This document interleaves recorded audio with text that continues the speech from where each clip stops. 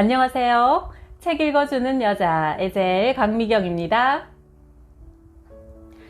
하나님의 뜻 앞에서 계산기를 내려놓으신 서울 법대 출신 정도출 목사님의 감동적인 이야기 한번 들어보세요.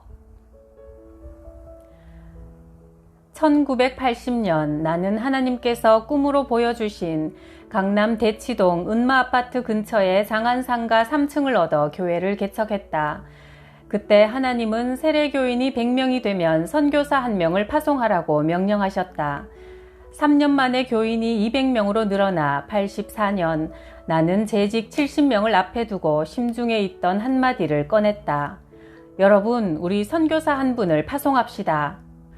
이 말이 끝나자 분위기가 차갑게 식으면서 다들 못 들을 말을 들은 것처럼 멀뚱히 나를 쳐다보는 게 아닌가. 절대 찬성할 수 없다는 결의가 표정에 가득했다. 그 표정을 보자 내 의지도 한풀 꺾여버렸다. 사실 나도 재직들의 생각에 동의했기 때문이다.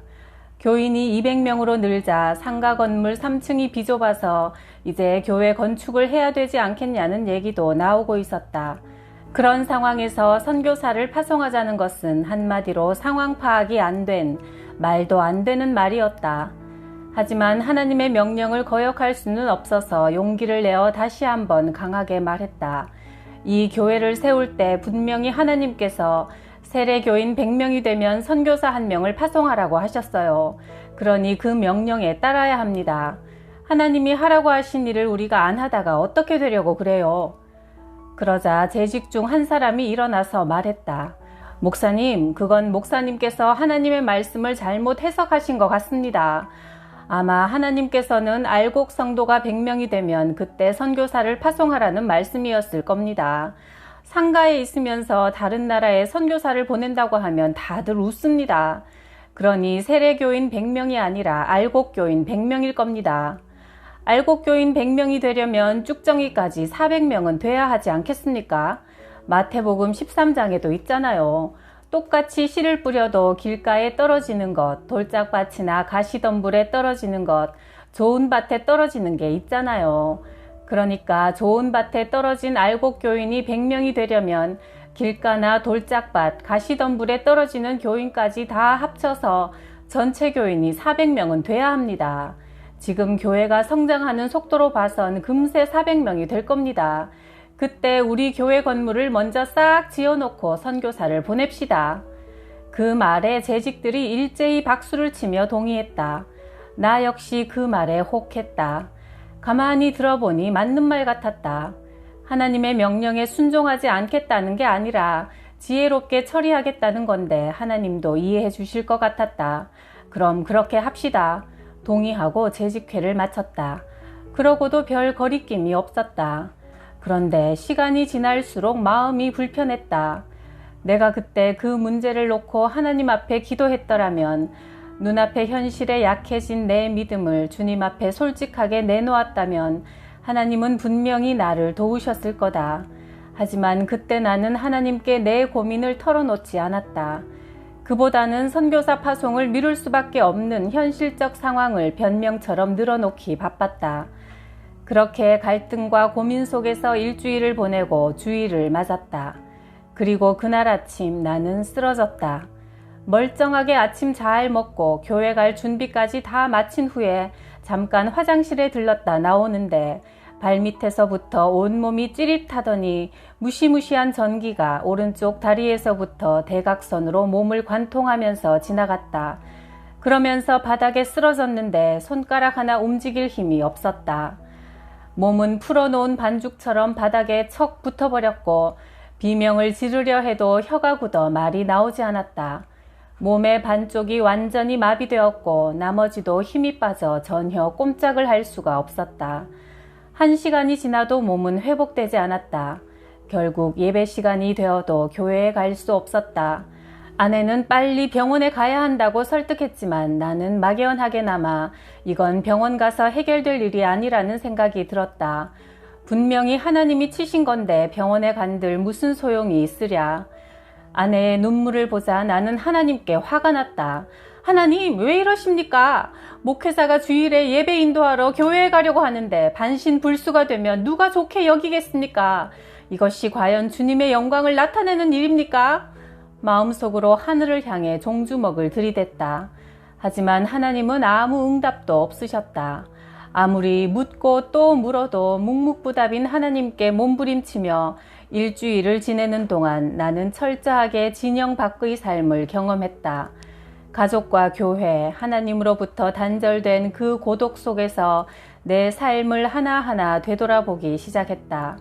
하나님은 참새 한 마리도 허락 없이는 떨어지지 않게 하시는데 주일날 아침 목회자를 이렇게 쓰러뜨려 반신불수가 되게 하신 데는 분명히 이유가 있을 것이다.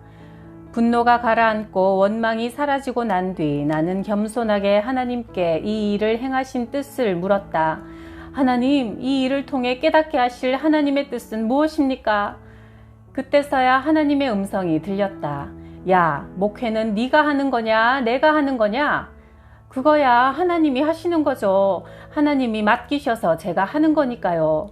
그래, 그런데 왜 너는 내가 하라는 대로 안 했어? 제가 안 한 게 뭐가 있습니까?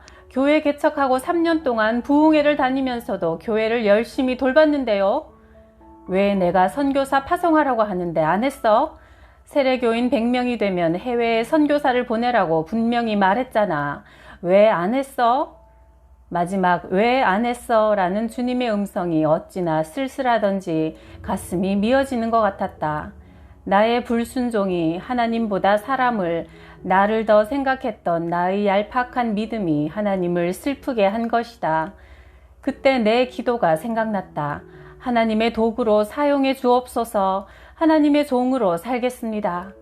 이 기도에 응답하신 하나님은 나를 목회자로 부흥사로 일하게 하셨고 세계 선교를 향한 큰 계획 중에 나를 포함시켜 주셨는데 내 삶을 내가 정하고 하나님과 타협하려고 했다.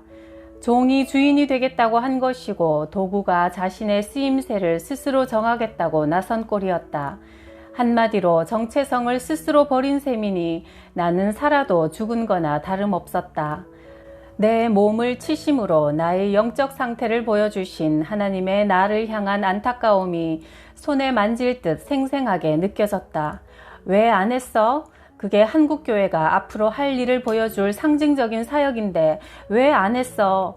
이 상가교회가 세계 선교를 한다고 하면 다른 교회들이 가만히 있겠니? 그 영향력이 얼마나 크겠니?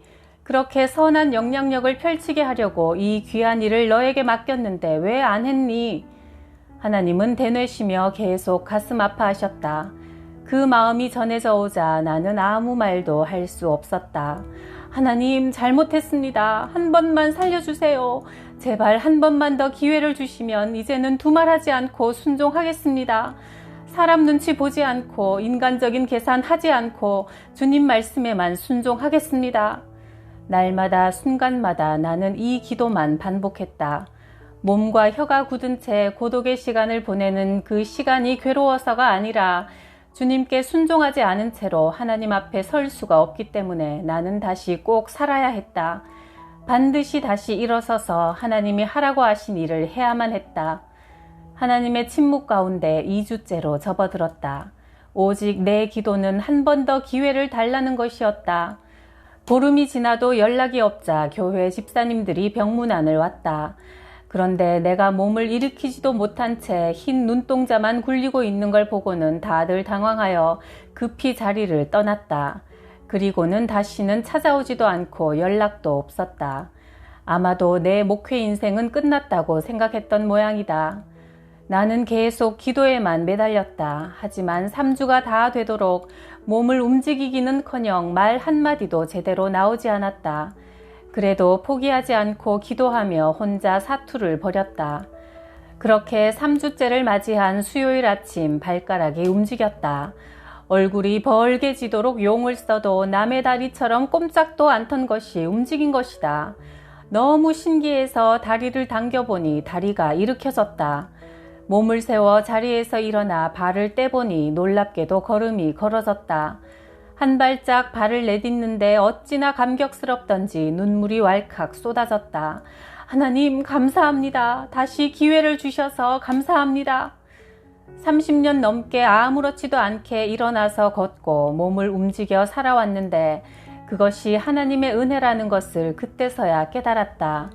하나님께서 허락하지 않으시면 한 발자국도 뗄 수 없는 연약한 존재인데 우리 인생의 절대 주인이신 하나님께 순종치 않았으니 얼마나 큰 죄를 저질렀던가.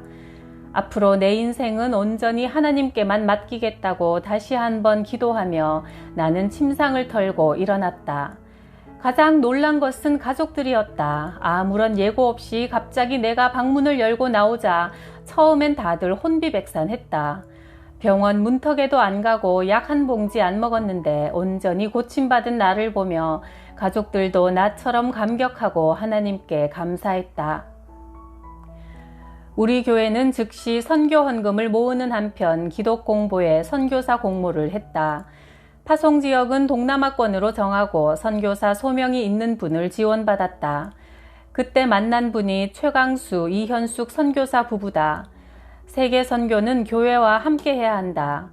교회는 경제적인 지원뿐 아니라 선교사를 훈련시키고 사역을 올바르게 하고 있는지 지속적으로 확인하고 그들을 위해 기도함으로써 함께 사역을 감당해야 한다. 그런 기도와 도움 없이는 세계 선교를 해낼 수 없기 때문이다. 선교사에게 일단 집과 자동차는 필수다. 우리나라와 달리 동남아권은 대중교통이 발달하지 않았기 때문에 오지 등으로 선교를 가기 위해서는 반드시 차가 있어야 했다. 그리고 주로 가난한 이들에게 복음을 전해야 하기 때문에 그들의 배고픔을 덜어줄 수 있는 능력도 어느 정도 갖춰야 했다. 그런 점을 고려해서 정착기금을 2천만 원으로 정했다. 그리고 생활비는 매달 200만 원을 보내기로 했다. 당시 4급 공무원인 외교관 월급이 200만 원이었다. 나는 우리나라를 대표해서 해외에 나가 있는 외교관처럼 선교사도 먹고 사는 것뿐만 아니라 현지 사람들의 문제를 해결할 수 있는 능력이 있어야 한다고 생각했다. 그래야 주민들이 잘 따라서 선교 활동이 원활해진다. 물론 선교를 돈으로 하는 것은 아니다. 하지만 빵이 필요한 이들에게 빵을 주고 약이 필요한 자들에게 약을 주면서 말씀을 전할 때 더 잘 받아들여지는 것은 사실이다. 그래서 나는 선교사는 그 나라 외교관 정도의 삶은 유지해야 한다고 생각한 것이다. 이런 생각은 어린 시절 아버지께서 목사님께 헌신한 모습을 보고 배운 것이기도 하다.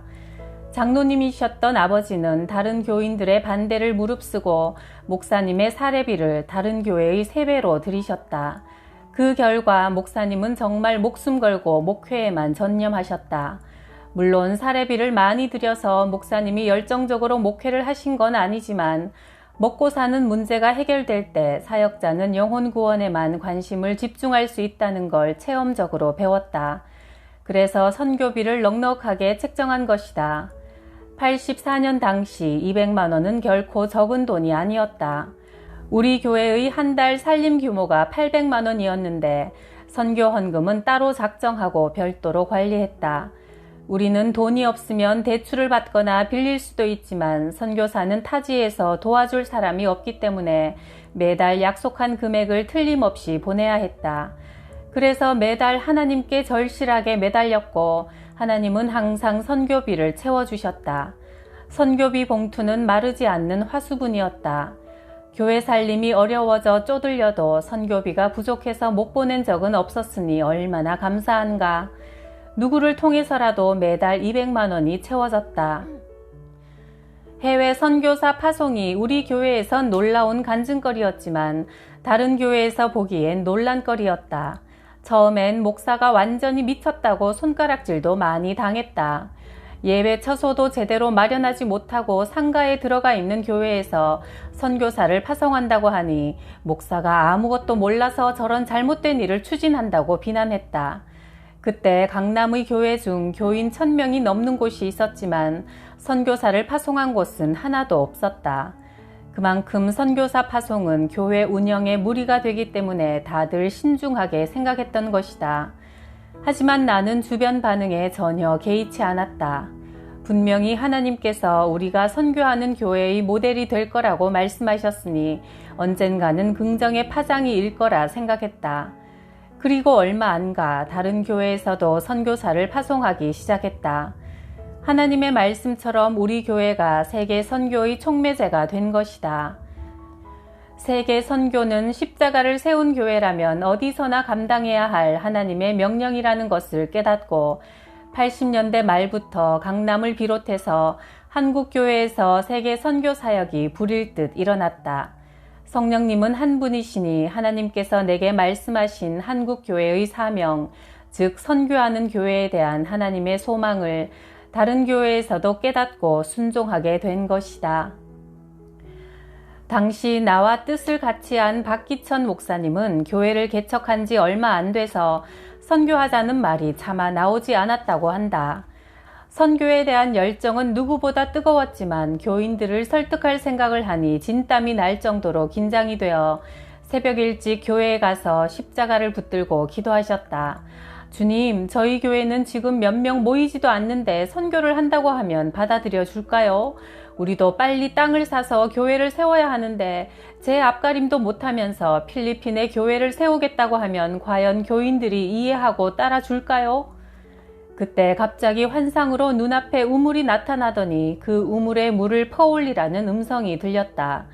우물 속을 들여다보니 까마득하게 깊은 바닥에 맑은 물이 찰랑이는 게 보였다. 목사님은 하나님의 명령대로 두레박을 들어 물을 한 바가지 퍼냈다. 이번엔 우물 속을 다시 들여다보라고 하셨다. 우물 안을 쳐다보니 처음처럼 바닥에 맑은 물이 하나도 줄지 않고 고여 있었다. 하나님께서 이게 바로 선교다라고 말씀하셨다. 너희는 우물의 물을 누가 채운다고 생각하느냐? 나의 뜻대로 물을 사용하면 내가 그만큼 새롭게 채운다. 너희는 내 뜻대로 그 물을 사용하는 데만 힘써라. 물을 채우는 건 내가 하고 너희는 그 물을 잘 쓰는 것에 충성하라. 그 말씀을 듣자 가슴에 돌처럼 얹혀있던 답답함과 두려움이 거짓말처럼 사라졌단다. 그래, 선교는 하나님의 능력으로 하는 거지 내가 하는 게 아니다. 우리가 퍼낸 만큼 채워주시는 하나님, 그분이 기뻐하시는 일을 하는데 내가 두려울 게 무엇인가? 기도응답을 받은 목사님은 그날 새벽에 본 환상과 하나님의 말씀을 교인들과 나누었다. 우물물을 통해 그 뜻을 분명히 보이신 하나님께 순종하는 것이 우리의 몫이라고 설교하자 교인들은 아멘으로 화답했다. 그래서 박기천 목사님이 심우하시는 사랑의 교회도 선교사 파송과 세계 선교에 기쁘게 동참하게 되었다. 신앙이 내 마음 중심에 확고하게 서면서 내 인상도 달라졌다. 나는 항상 나를 세우고 살아서 별명이 면도칼이었다. 하지만 하나님을 만난 후로는 참 편안해 보인다는 이야기를 많이 듣는다. 심지어 철이 없다고 말하는 사람도 있다. 맞는 말이다. 내 짐을 대신 지고 가시는 예수님과 동행하기 때문에 태평하게 철없이 살 수 있는 것이다. 나는 주님과 함께 걸어가는 이 길이 너무 재밌고 행복하다. 그런 삶의 만족이 얼굴에 드러났는지 나이가 50이 넘어서면서 나를 부러워하는 서울법대 동창들이 늘어났다. 처음 목회를 한다고 했을 때는 제정신이 아니라며 다들 말렸던 친구들이 이제는 야, 역시 네가 선택을 제일 잘했다. 참 목사가 되는 것보다 더 좋은 건 없는 것 같다. 며 말을 바꿨다. 그때마다 누가 우리나라 최고 엘리트가 아니랄까봐 보는 눈이 정확하다며 웃어 넘겼지만 목사가 가장 보람된 일을 한다는 데는 전적으로 동의한다. 사실 나는 친구들과 비교할 만한 대상이 아니다. 세상 기준으로 보자면 나는 고작 작은 교회 목사에 불과하지만 동창들은 성공한 상위 1%에 속하는 이들이기 때문이다. 그 친구들과 나는 젊은 시절 각자가 선택한 가치를 붙들고 열심히 경주했다. 나는 하나님을 붙들었고 친구들은 자신의 능력을 의지했다. 아마도 젊었을 때 친구들은 스스로 얼마든지 인생을 설계하며 멋지게 살 수 있을 거라 생각했을 것이다. 하지만 나무는 그 열매로 안다. 50년이 지난 후 그들은 자신의 인생 나무에 열매는커녕 자신이 심은 그 나무의 그늘에서조차 쉴 수 없다는 것을 알게 된 것이다. 사회적 지위와 돈, 명예, 권력은 쌓으면 쌓을수록 삼각형의 꼭지점처럼 인생의 불안감이 커진다는 것을 깨달은 것이다. 그러자 예전엔 질그릇이라고만 여겼던 내 인생에 보배로운 예수 그리스도가 함께 하신다는 것을 알게 된 것이다. 이제 내 안의 보배 예수 그리스도로 인해 내 인생은 남들이 부러워하는 인생이 되었다. 오죽하면 대법원에 가서 예배를 드릴 때 대법관들이 나를 보며 제가 조금만 젊었어도 신학을 했을 텐데 참 아쉽습니다 라고 할까. 이러니 내가 어찌 매일 기쁘게 목회를 하지 않을 수 있겠는가. 내가 달려갈 길과 주 예수께 받은 사명, 곧 하나님의 은혜의 복음을 증언하는 일을 마치려 하면은 나의 생명조차 조금도 귀한 것으로 여기지 아니하노라.